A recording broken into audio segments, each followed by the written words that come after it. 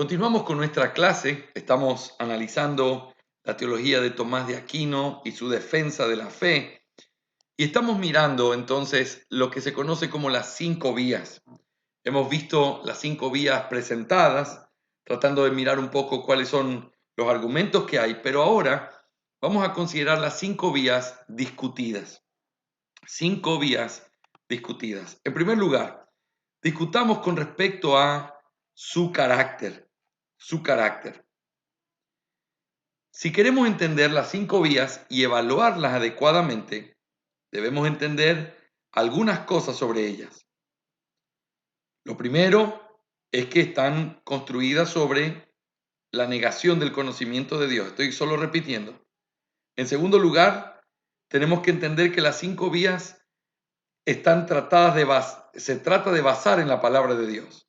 Y en tercer lugar, vimos que las 5 vías están sumidas completamente en el pensamiento que tiene que ver con el pensamiento de Aquino. Pero ahora consideremos su crítica, que es donde nos quedamos, su crítica. En esta base filosófica, es esta base filosófica la que abre la crítica en las pruebas de Tomás. Aquino se ha comprometido a probar la existencia de Dios dentro de los límites de su filosofía.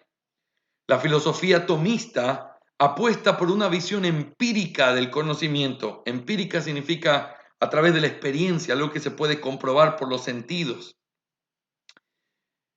E.T. Gilson, el principal erudito de Aquino del siglo XX, afirma repetidamente este compromiso empírico de Aquino en su tratamiento de la filosofía de Tomás de Aquino.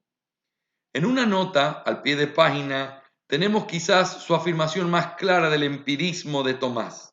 Escuchen esto. Santo Tomás observa que lo que conocemos per se, es decir, por sí mismo, se vuelve inmediatamente conocido a través de los sentidos. Así, cuando vemos el todo y la parte, sabemos de inmediato, sin buscar más, que el todo es más grande que la parte. En este libro sería difícil indicar con más fuerza el origen empírico de toda evidencia, por muy abstracta que ésta sea. Todo tipo de otras cosas conspiran para confirmar la evaluación de Gilson del empirismo de Tomás. Esto es evidente en su negación de la existencia autoevidente de Dios que hemos notado anteriormente. Es evidente en el hecho de que todas las pruebas teístas comienzan con la realidad empírica. Es evidente en las omnipresentes referencias a Aristóteles, como el filósofo en los escritos de Tomás, combinado con su rechazo de las ideas innatas del platonismo cristiano. Esta afirmación en las primeras páginas de la Suma Teológica es típica de Tomás de Aquino. Nadie puede admitir mentalmente lo contrario de lo que es autoevidente, como afirma el filósofo, y ahí cita Aristóteles, sobre los primeros principios de la demostración. La famosa ilustración del empirismo de Aristóteles se encuentra en la famosa pintura de Rafael llamada La Escuela de Atenas. Aquí he compartido con ustedes la imagen. Este cuadro se llama La Escuela de Atenas. En este cuadro, ustedes pueden ver en una mirada más cercana a estos dos personajes que están en el centro. Son Platón y Aristóteles. El empirismo enseña que las impresiones sensoriales son la única o principal fuente del conocimiento. Por lo tanto, todas las objeciones que se han planteado contra el empirismo son también críticas a las pruebas de Tomás de Aquino de la existencia de Dios. Noten la mano para arriba de Platón y la mano hacia abajo que tiene Aristóteles. Y la idea es, el uno habla de las realidades invisibles en un sentido de la fe, aunque estamos hablando de filósofos, y el otro habla señalando la tierra o señalando la experiencia. En eso se divide realmente el campo de la filosofía, el empirismo y aquellos que son un poco más en todo el sentido de lo que no se puede ver, de lo invisible, de la racionalidad. Así que ese contraste lo encontramos. Tomás de Aquino sigue el empirismo de Aristóteles, el cual dice que todo se tiene que probar a través de los sentidos. Todo se tiene que probar a través de los sentidos. Sin negar que hay algo convincente en estas pruebas, sigue siendo cierto que están abiertas a la crítica mediante una lógica rigurosa. Carnell dedica 10 páginas a criticar estas pruebas de Tomás de Aquino. R.B. Meyers y K.J. Clark también creen que las pruebas tomistas son inválidas. Algunas de las críticas más convincentes dirigidas a estas pruebas son las siguientes.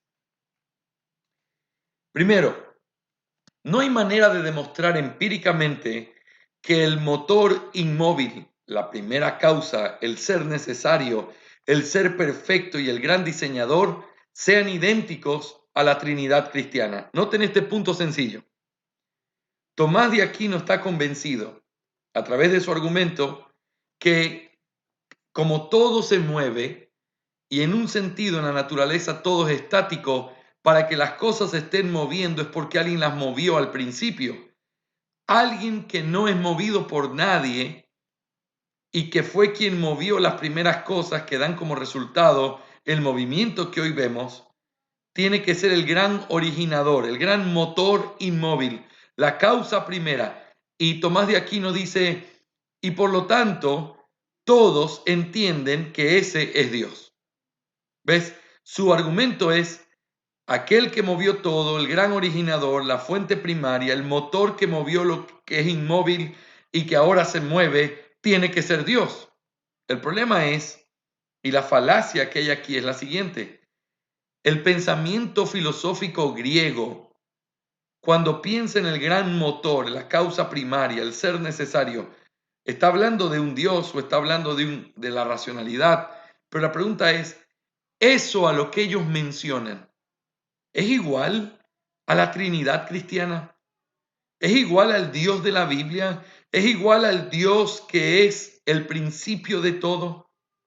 El problema es igualar los conceptos filosóficos con las verdades que están en la Escritura.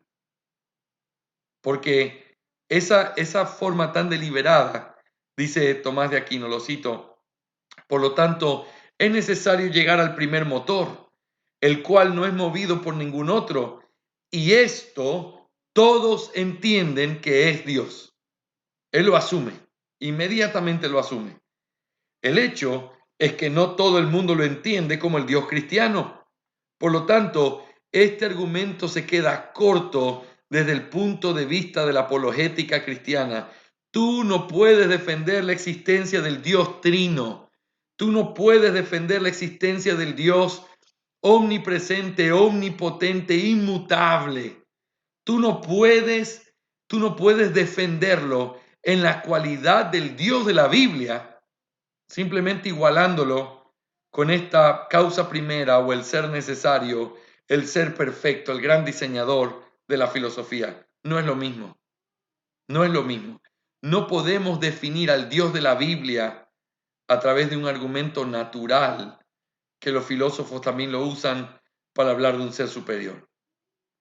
Entonces, en teoría, puedes hablar de un ser superior que no necesariamente es el Dios de la Biblia.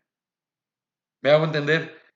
Podemos defender supuestamente la existencia de Dios a través de este asunto de el movimiento. Y aquel que movió todo originalmente y que Él no es movido por nada. Aquel que es inmovible. Ahora, tú puedes defender que hay una causa primaria, pero aún así, para que la causa primaria sea igualada al Dios de la Biblia, entonces hay muchos detalles a los que tú no puedes llegar por la propia observación lógica, sino que tiene que ser revelado a ti para que puedas saber quién es el Dios de la Biblia. Porque la Biblia es la autorrevelación de Dios. Por lo tanto, puedes tratar de probar que hay un ser superior, pero el hecho de que pruebes eso no significa que estás probando al Dios cristiano. ¿Me hago entender?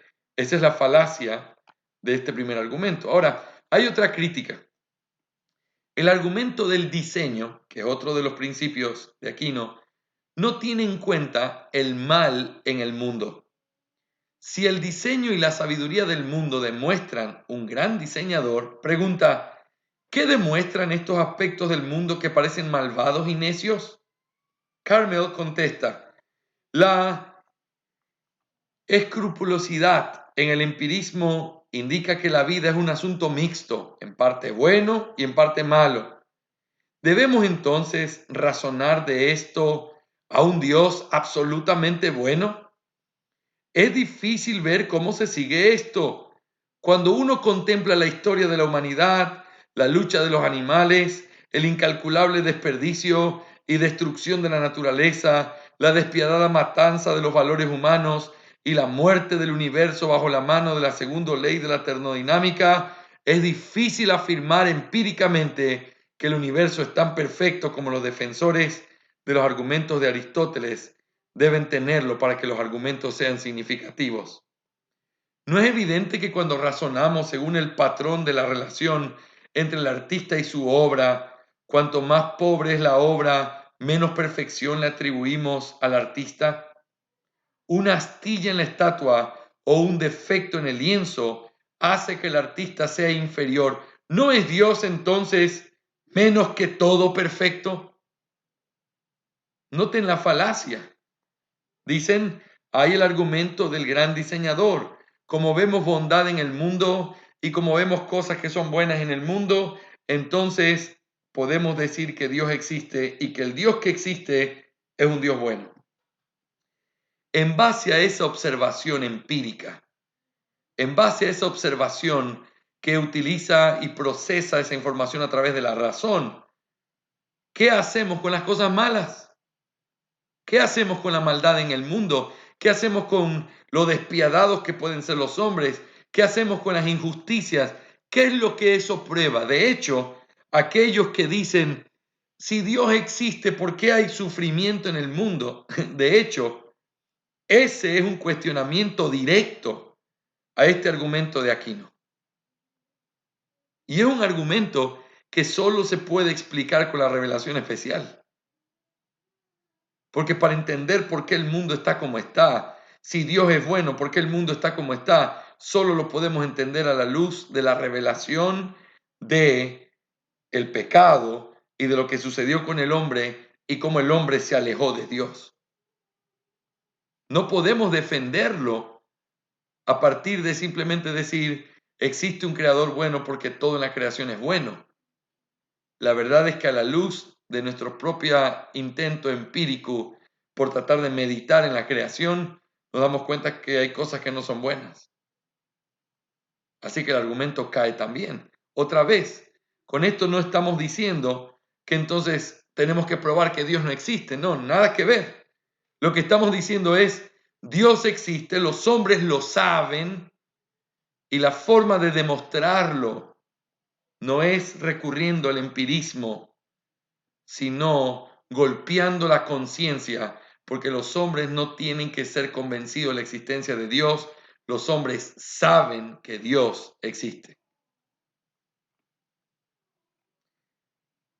Número 3.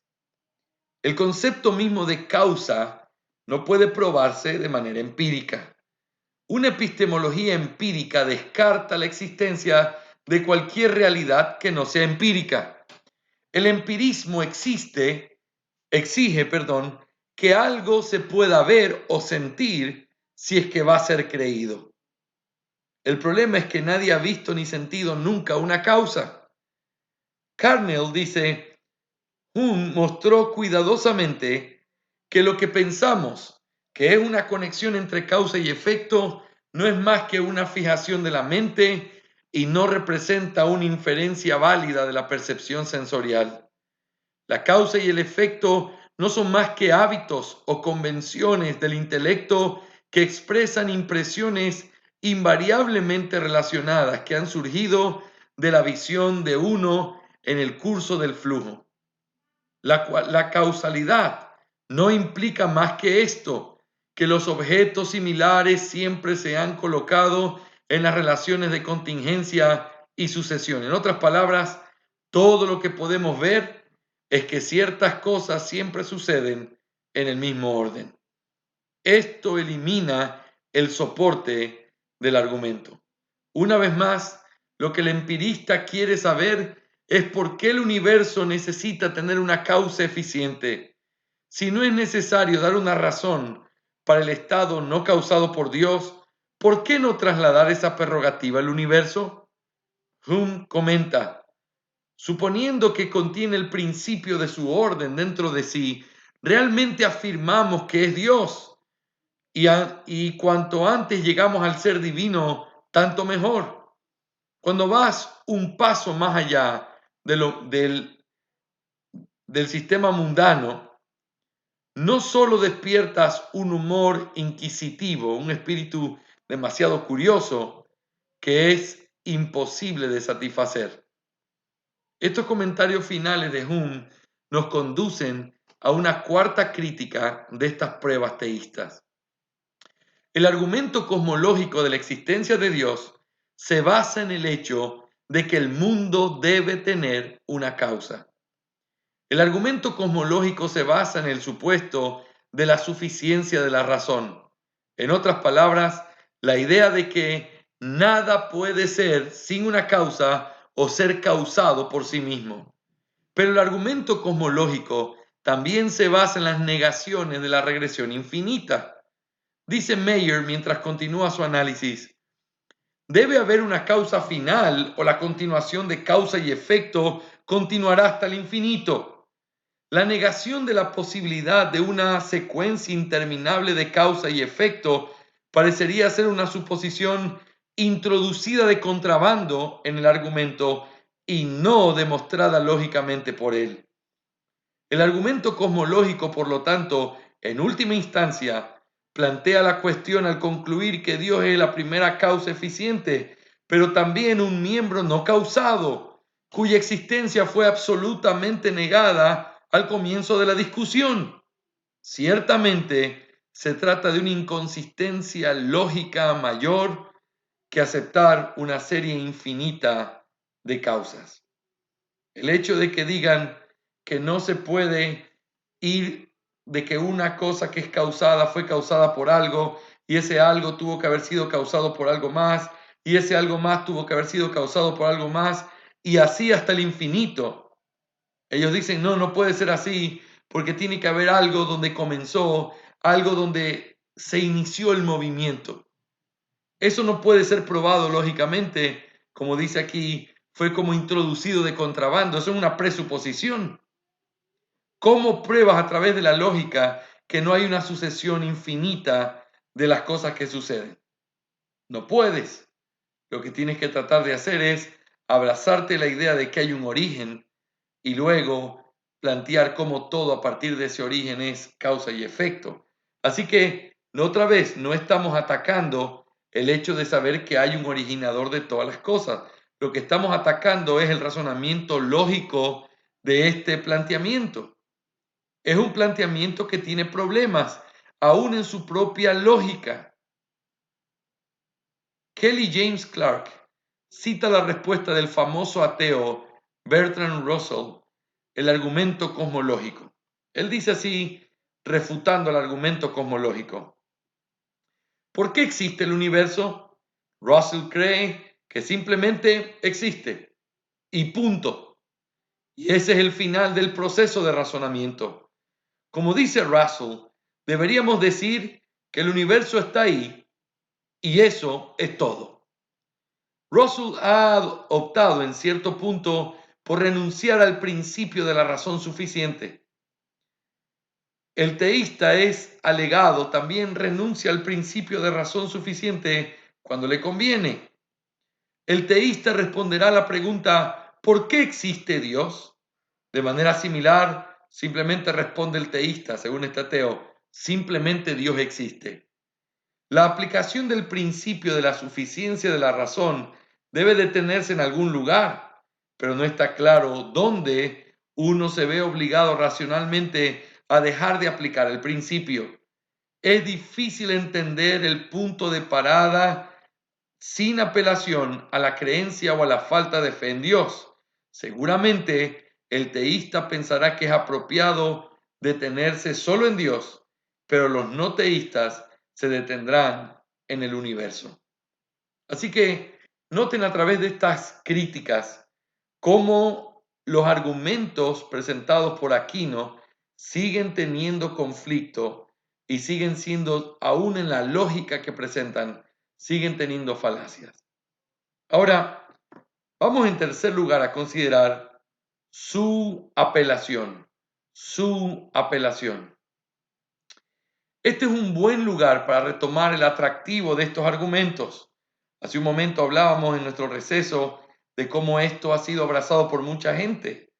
Tiene muchas cosas que lo hacen atractivo, porque es indudable que estos argumentos han manifestado a lo largo de los siglos una cierta medida de atractivo lógico. El poder y la lógica de las críticas mencionadas anteriormente no eliminan ni reducen el sentido de muchos cristianos de que hay un elemento de verdad en estos argumentos. Si queremos entender este fenómeno, debemos recordar la percepción de William Adam Brown, citado por Carnell. El propósito declarado del argumento es descubrir una causa adecuada para dar cuenta del mundo que vemos. Pero la suposición implícita es que esta causa debe ser al mismo tiempo tal que satisfaga los anhelos y necesidades religiosas del hombre. Pero este resultado solo es posible si leemos los datos de evidencia que proporcionan nuestras intuiciones religiosas. En otras palabras, cuando introducimos en nuestro procedimiento juicios de valor de un tipo que excluye el razonamiento científico ordinario. Meyers rechaza tanto la validez del argumento cosmológico como la idea de una regresión infinita, que puede haber una serie infinita de causas. Eso es lo que significa. Meyers señala que el argumento cosmológico, sin embargo, nos presenta una opción. Aunque el argumento nos pone en los cuernos de un dilema de que o hay una primera causa o el universo es un hecho bruto. No proporciona ninguna razón racional exigida por el argumento de por qué debo agarrar el cuerno de la primera causa que no sea una suposición teológica previa o sensación visceral. Esta sensación visceral es importante para la apologética evangelística. La atracción intuitiva del argumento cosmológico es la realidad persuasiva y penetrante de la revelación general. La revelación general, sin embargo, es un hecho a priori, concomitante con la creación y no el derivado de un argumento a posteriori del hecho de la existencia de la causa de tal existencia. Clark amplía el atractivo del argumento cosmológico al señalar lo insatisfactorio que es, incluso para los ateos, vivir en un universo sin son ni ton, sin ningún tipo de orden, de principio o de fin. Él comenta y luego cita a Bertrand Russell. Por supuesto, el no teísta debe vivir con las consecuencias adversas de rechazar una razón, causa o propósito suficiente para la existencia del universo. El no teísta debe lidiar con el hecho de que el mundo es, en el mejor de los casos, inexplicable y el lugar del hombre en el universo lo es igualmente. Russell, en uno de sus momentos más sinceros, reconoce la difícil situación del hombre en su cosmos sin propósito. Dice esta frase: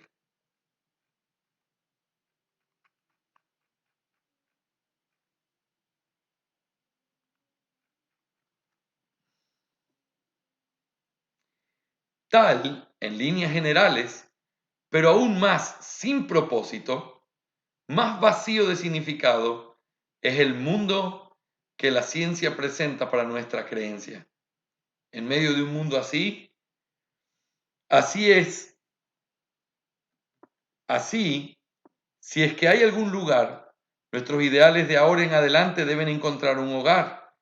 Este hombre es producto de causas que no previeron el fin que estaban logrando, que su origen, su crecimiento y sus esperanzas y temores, sus amores y creencias no son más que el resultado de colocaciones accidentales de átomos, que ningún fuego, ningún heroísmo, ninguna intensidad de pensamiento y sentimiento puede preservar una vida individual más allá de la tumba, que todos los trabajos de las edades, toda la devoción, toda la inspiración, todo el brillo del mediodía del genio humano están destinados a la extinción en la vasta muerte del sistema solar y que todo el templo de los logros del hombre debe inevitablemente ser enterrado debajo de los escombros de un universo en ruinas.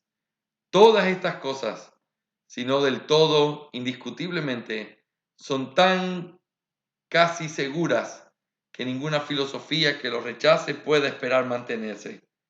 Solo dentro del andamiaje de estas verdades, solo sobre la base firme de la desesperación inquebrantable, se podrá construir de ahora en adelante con seguridad la morada del alma. Reconocer la falta de sentido no es, por supuesto, una razón para creer que el argumento cosmológico es sólido. El no teísta no es ilógico en aceptar estas consecuencias. Kelly y James Clark tienen razón. El empirismo no refuta la desesperación, que es la alternativa a aceptar la solución teísta del argumento cosmológico. Sin embargo, los cándidos comentarios de Bertrand Russell, citados por Clark, proporcionan una penetrante percepción de la razón por la que tantas mentes han encontrado el argumento cosmológico para atraer a sus mentes. El hecho es que el mundo, visto como la realidad última, no es amigable con los valores e ideales humanos. Además, existe una especie de conciencia inmediata en el ser humano de que el mundo mismo es un efecto que debe encontrar su causa y explicación fuera de sí mismo.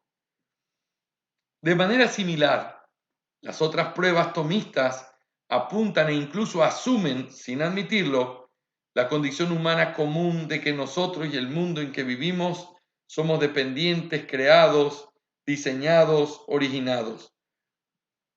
Pero tales percepciones no se distinguen del hecho de que tenemos una conciencia inmediata de nuestro creador. Por lo tanto, el atractivo de estas pruebas es simplemente que se apoderan de muchas mentes, de la conciencia de nuestro carácter creado, dependiente y del mundo. Sin embargo, esto es solo para decir que estas pruebas solo pueden tener éxito cuando admiten francamente que presuponen la existencia de un creador independiente. Esto significa, sin embargo, que no son pruebas en absoluto en el sentido tomista. Fallan y deben fallar si pretenden comenzar con los datos neutrales de la experiencia sensorial y una epistemología empírica neutral y desde allí probar la existencia de Dios. ¿Qué es lo que encontramos aquí? Lo que encontramos es la realidad de lo atractiva que es esta doctrina y la razón por la cual muchos han abrazado esta realidad de la defensa tomista de la fe. Es atrapante porque evoca pensamientos, razonamientos, tiene una altura y tiene una reputación. Pero otra vez volvemos a lo esencial. Si la estructura está mal puesta, todo el edificio se construye de manera inapropiada. El hecho de pensar que el hecho de pensar que el hombre no conoce a Dios por naturaleza, lo lleva a equivocarse profundamente en su manera de defender la fe. Así que eso nos lleva a considerar a Juan Calvino. Y vamos a comenzar y vamos a detenernos en un rato, pero vamos a comenzar a mirar a Juan Calvino en su contraste con Aquino. Esto es muy importante. Juan Calvino, introducción. Dos niños estaban luchando, como nos recordó Warfield, en el vientre de la mente de Agustín.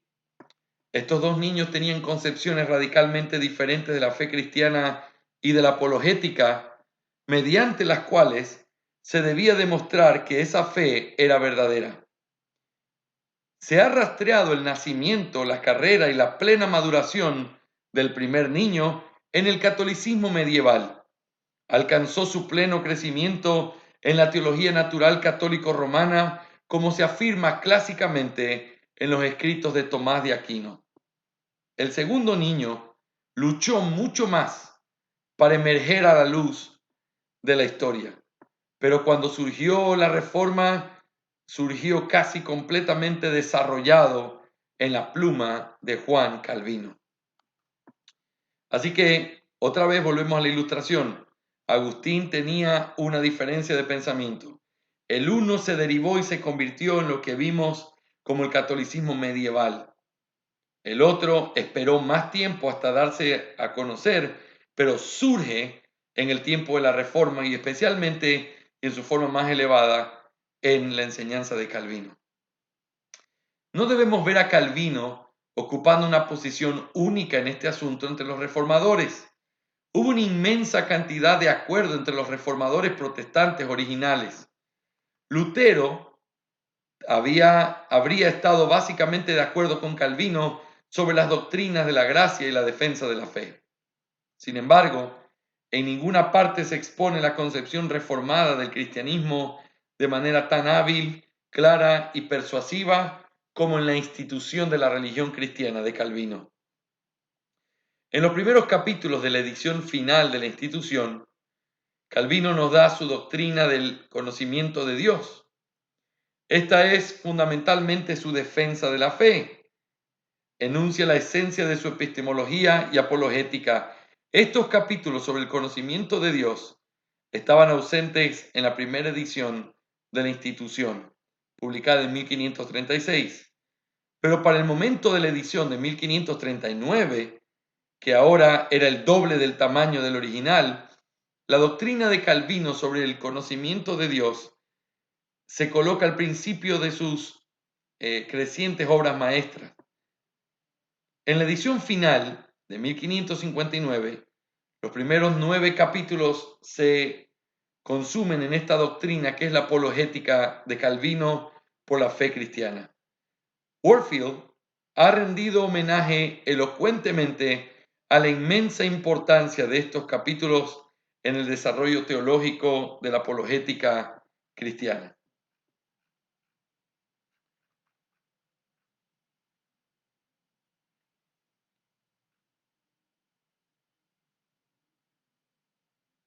Muy bien. Avancemos un poquito más.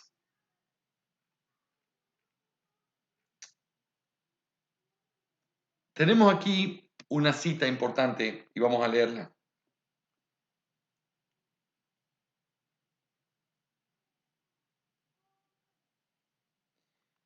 Después de la cita, estoy en la página 111.